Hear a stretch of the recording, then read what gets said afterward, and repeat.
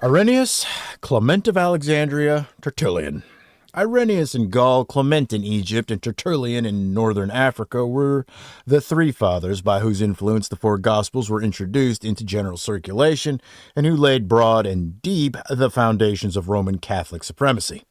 It is not easy to form a just estimate of these men. That they were so far above the masses in general intelligence as to give them an immense and controlling influence in the church is certain. While judged by the standard of more enlightened times, they themselves appear at a disadvantage. The Reverend Dr. Davison says of them, Irenaeus was credulous and blundering, Tertullian passionate and one-sided, and Clement of Alexandria imbued with the treasures of Greek wisdom as mainly occupied by ecclesiastical ethics. Again, Irenaeus argues that the gospel should be four in number, neither more nor less, because there are four universal winds in four quarters of the world. Matthew wrote his gospel while Peter and Paul were preaching in Rome and founding the church. Such assertions show both ignorance and exaggeration. Tertullian affirms that the tradition of the apostolic churches guarantees the four apostles and refers his readers to the churches of Corinth, Philippi, Ephesus, etc. for the authentic epistles of Paul. What is this but the rhetoric of an enthusiast? Clement contradicts himself in making Peter authorize Mark's gospel to be read in the churches, while in another place he says the apostle neither forbade nor encouraged it. The same writer continues thus, the three fathers of whom we are speaking had neither the ability nor the inclination to examine the genesis of documents surrounded with an apostolic halo.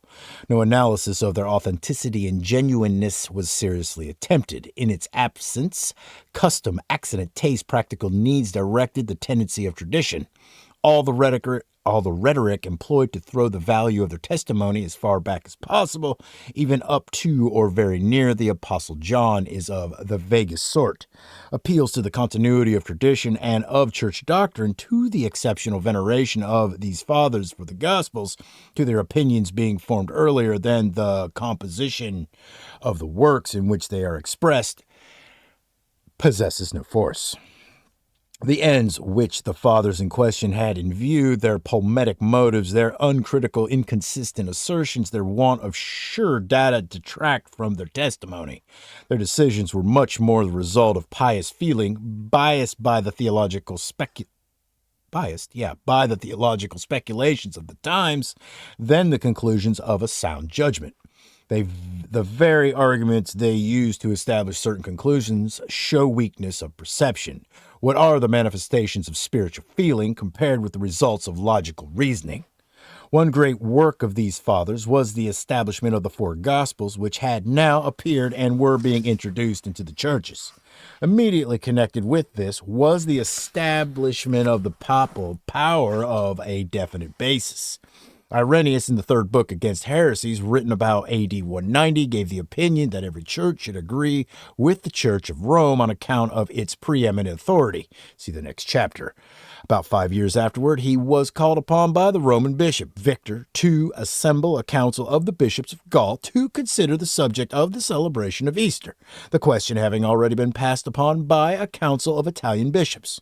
Irenaeus presided in the council, and the result of its deliberations was the approval of the decree of the Italian council.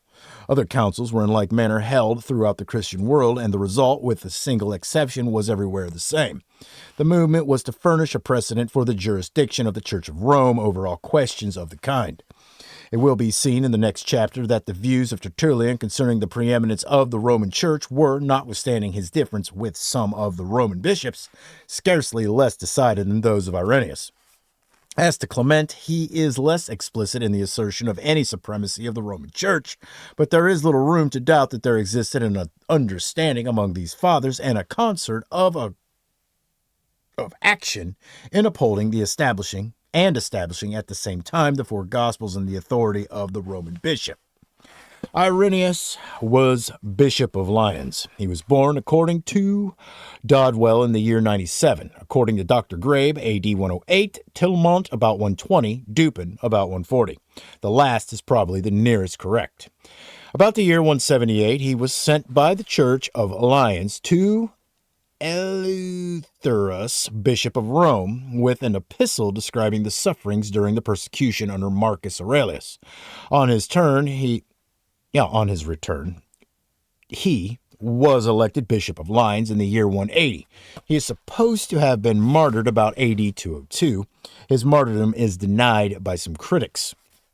Clement of Alexandria was born either at Athens or Alexandria about the year 160. From 190 to 202, he presided over the catechetic school at Alexandria. In the latter year, he was compelled to leave that city by the persecution under Severus.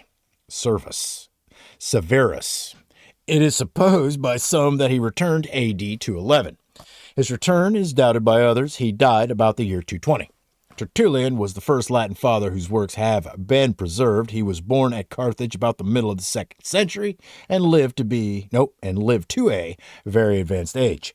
He was converted about the year 185 and was married the year afterward. He admitted to the priesthood in 192, became a Montanist in 199, and died about 220. He was a vigorous and at times powerful writer, but his works abound in looseness of argument and in whimsical applications of Scripture, such as were common in that day. All right.